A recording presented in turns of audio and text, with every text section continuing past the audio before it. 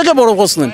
আজকে এদের চাকরি চলে গেলে যে 8 বছর 7 বছর এরা চাকরি করছে, সরকার যে এদের টাইমটা নিয়েছে সেই টাইমটা সরকার ফেরত দিতে পারবে? আজকে সুপ্রিম কোর্টের রায় আমরা সবাই জানি, আপনার স্ত্রী, তো এর পরে কি আপনি কি করেন? আমি আদার জব করি, ছোটোখাটো বিজনেস আছে। সেক্ষেত্রে সরকারি চাকরি বলতে আপনার স্ত্রী বাড়িতে ছিলেন? একাই একাই একাই একাই ওই সরকারি চাকরি করেন আর কেউ না। কোথায় থাকেন? হাবড়া, উত্তর 24 পরগনা। বাড়িতে তো সন্তান রয়েছে? একটি ছেলে একটি মেয়ে আছে। ছেলে এবার মাধ্যমিক দিয়েছে, মেয়ের বয়স 8, 2-এ পড়ছে। এই হচ্ছে পরিস্থিতি। এর মতো অবস্থায় আর কী বলার থাকতে পারে এ সম্বন্ধে? কাকে দায়ী করবো আর কাকে দায়ী করবো না, করাপ্টেড সারা পশ্চিমবঙ্গ। আমি পার্টিকুলার অবশ্যই আছেন, দুজনেই আছেন জীবিত।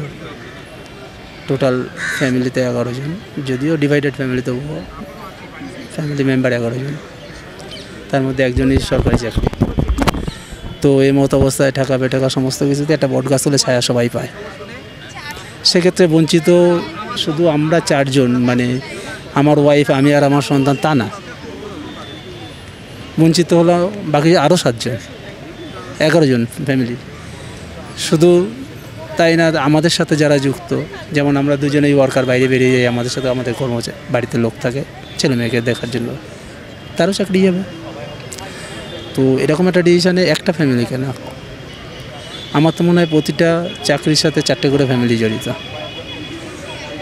এবার কতগুলো লোকের সংস্থা হারাচ্ছে, আলটিমেট 4টে করে ফ্যামিলি তো ধরতেই হবে মিনিমাম। তো এ মতো অবস্থায় সুপ্রিম কোর্ট আজকে নির্দেশ দিয়ে 4টে-5টা লালিপপ হাতে ধরিয়ে দিয়ে এর ক্যান্সার, অমুকে অমুক চাকরি ছেড়ে এসে তাদের চাকরি থাকবে। বাট যারা ফ্রেশভাবে চাকরি পেল, যারা টেন্টেড না, তাদের চাকরি গিয়ে আবার নতুন করে পরীক্ষা দিয়ে করতে হবে। আজকে 18 বছরের যুবকের সাথে 60 বছর বা 50 বছর বা 40 বছরের একটা লোক, সে কি দৌড়িয়ে পারবে? পরে এই যে কি পাবে? এরপরে যে বলা হচ্ছে যে আবার আবেদন করতে পারে, সেটা কি কোথাও কি সম্ভব? কারণ এতটা সময় পেরিয়ে গেছে। আমার তো মনে হয় রিপিট অ্যাপ্লাই করেও কোনো কাজ হবে না। সেম আরও কিছু এদের সময়, না না, মেরুদণ্ড তো ভেঙে যাবে তখনই যখন এদের স্যালারি বন্ধ হয়ে যাবে। লড়বেটা কি? অর্থ না থাকলে লড়া যায় না। তো স্যালারি বন্ধ করে দেওয়া মানে স্পাইনাল কর্ড ভেঙে দেওয়া, মাজা ভেঙে দেওয়া। এরপরে আর কি করতে পারে? অর্থনৈতিক সম্ভাবনা না থাকে, সে যদি বাড়ি থেকে বেরিয়ে আজকে ওয়াই চ্যানেল বা ধর্মতলা কিংবা আপনি যদি বলেন শহীদ মিনারে আসার যে পয়সা, সেটাও যদি তার কাছে না থাকে, সে পে করতে পারে, তখন সে এই সংগঠনে যোগ দেবে কী করে? এদেরকে সর্বশান্ত করে দেওয়া হয়ে গেছে। এখন যেটা, এটা হচ্ছে প্রলেপ লাগানো, বাবা আর কী করবি, মা আর কী করবি, যা হয়ে গেছে, এরকম একটা ব্যাপার। আর এই 30 দিনের 3 মাসের মধ্যে পরীক্ষা দেওয়া, এটা আমার মনে হয় না করে একবারে এদের আবার জিয়ে রেখে তিলে তিলে মারা মরবি, এবং মৃত্যুটা নিজে চোখে দেখবি যে আমি মৃত্যু পথে যাচ্ছি আস্তে আস্তে ধীরে ধীরে। আমার ডেট ফিক্সড আছে যে আমি অমুক ডেটে মারা যাব। এইটা জেনে শুনে, মানে একটা ফাঁসি হলে যা হয় তাই, ঠিক আমার 1 মাস পরে ফাঁসি হবে অমুক তারিখে, 13 তারিখে। এই যে দিনগুলো গোনা, যে যন্ত্রণা, সেই যন্ত্রণা এরা প্রত্যেকে ভুগছে। এই যে কোথাও গিয়ে যে এই সুপ্রিম কোর্টে বলা হচ্ছে যে যোগ্য অযোগ্যের তালিকা করা গেল না, কোথাও গিয়ে তো এটাও এক প্রকার রাজনীতিক চক্রান্তই আমরা বলবো। আমি রাজনৈতিক চক্রান্ত এভাবে বলবো না, তবে ওই দাদা একটু আগে যিনি বললেন যে এদের বুকের ওপর পা রেখে বা মাথায় পা রেখে গলায় পা রেখে রাজনীতি করবে, প্রত্যেকটা দল করবে, প্রত্যেকটা কালার করবে, এটা বাস্তব। কিন্তু ঘটনা হচ্ছে আজকে সেগ্রিগেশন করা গেল না বলছে, বাট সেগ্রিগেশন যদি না করা যায় কী ভিত্তিতে? একটাই প্রশ্ন আসছে যে এই যে 5,000 না 6,000 সামথিং যে যাদের টেন্টেড বলা হচ্ছে, তাদের কাছ থেকে পয়সা ফেরত চাওয়া হচ্ছে, তাদের স্যালারি ফেরত চাওয়া হচ্ছে উইদিন ইন্টারেস্ট। তাহলে কি করে বুঝলো যে এরা টেন্টেড বা এদেরকে পয়সা নিতে হবে? তাহলে আলটিমেট দৃষ্টি একটু ঘুরিয়ে দেখলেই তো বোঝা যাচ্ছে যে এটা সেগ্রিগেশন, এক প্রকার সেগ্রিগেশন। তাহলে এটাকে মান্যতা দিল না কেন? সিবিআই হচ্ছে বিচার ব্যবস্থার একটা প্রধান অঙ্গ, যার তথ্যের ভিত্তিতে সমস্ত রকম বিচার ব্যবস্থার উপর নির্ভর করে এবং বিচার হয়। সেই সিবিআই যখন তাদের লিস্ট দিয়ে দিল যে এত লোক টেন্টেড, তারপরেও বুঝলাম না কী করে সেগ্রিগেশন করা গেল না। বা সেগ্রিগেশনের আসল অর্থটাই কি? আমি পৃথকভাবে তার কাছ থেকে আমি তাকে ফাইন করতে পারছি, কিন্তু তাকে দাগ দিতে পারছি না যে না তুমি টেন্টেড। এটা কী ধরনের হলো? আমি পানিশমেন্ট করছি, তার কাছ থেকে রিফান্ড চাচ্ছি। এক প্রকার বিনা দোষে দোষী, বিনা দোষে দোষী। আর এই দোষ না করাটাই বড় দোষ। আজকে যদি দোষ করতো, বা এ যদি 5 লাখ, বা যে আনটেন্টেড সে যদি 5 লাখ 10 লাখ দিয়ে চাকরি পেতো, তার মনে একটা শান্তি থাকতো, আমি নিয়ে মরেছি।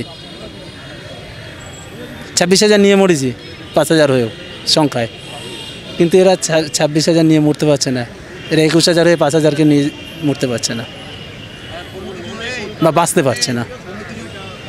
যদি মহৎ হয় এরা যে এই 5,000কে নিয়েও বাঁচবো, তারাও শ্রম দিয়েছে। আর সবথেকে বড় প্রশ্ন, আজকে এদের চাকরি চলে গেলে যে 8 বছর 7 বছর এরা চাকরি করছে, সরকার যে এদের টাইমটা নিয়েছে সেই টাইমটা সরকার ফেরত দিতে পারবে?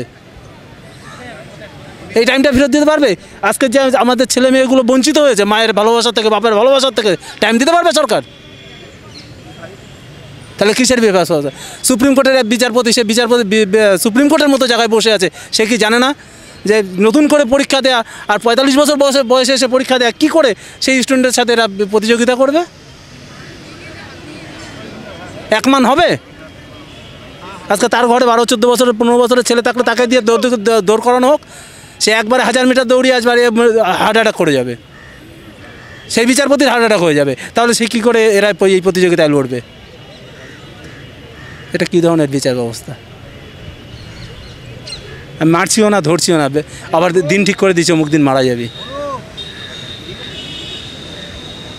এই তো বিচার ব্যবস্থা। এখানে কার দোষ দেবো? রাজনৈতিক শিকার, এটা তো প্রত্যেকেই বোঝে। এটা নতুন করে এর জন্য আলাদা করে পড়াশোনা করতে হবে বলে আমার মনে হয় না, বা আলাদা কোনো সিক্স সেন্স থাকা দরকার। তো এক্ষেত্রে আর কিছু বলার না, এখন ভবিতব্য মেনে নিতে হবে, এটাই হচ্ছে আমাদের বাস্তব। সাধারণ মানুষ হিসেবে এছাড়া তো আর কিছু করার নেই। আমরা তো কোথাও যেতে পারবো না, না রাজনৈতিক কালার আছে, না আর্থিক ব্যাকআপ আছে। আজকে লাইফ স্টাইলটা কিছুটা চেঞ্জ হয়েছে। আমার যখন মাসে 30,000 টাকা ইনকাম ছিল তখন একরকম, আজকে 30-এর সাথে 50 যোগ হয়েছে 80, তখন একরকম। আমি চাইবই আমার ছেলেটা, আমি যে স্তরে পড়েছি তার থেকে একটু ভালো স্কুলে যাক,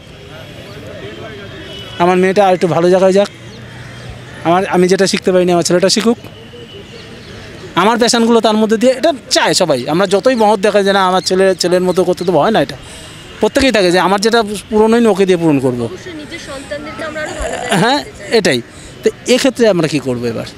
আর এই সন্তানগুলো আজকে মাকে বঞ্চিত হতে দেখছে, বাবাকে বঞ্চিত হতে দেখছে, তাদের পড়াশোনার প্রতি, শিক্ষা ব্যবস্থার প্রতি কোন ধারণা থাকবে? তারাও কি পরে কোথাও গিয়ে চাইবে যে শিক্ষক হতে? শিক্ষক হতে তো দূরের কথা, আগে পড়াশুনো করে সেই শিক্ষক হওয়ার যোগ্যতাটুকু অর্জন করবে। হ্যাঁ, এইটাই ম্যাটারটা এখানে আছে, যে তারা সরকারি চাকরির প্রতি ভরসা রাখবে, বা সরকারের প্রতি ভরসা রাখবে, বা পড়াশুনো করে কিছু হবে, নাকি সেই চায়ের দোকান খুলতে হবে।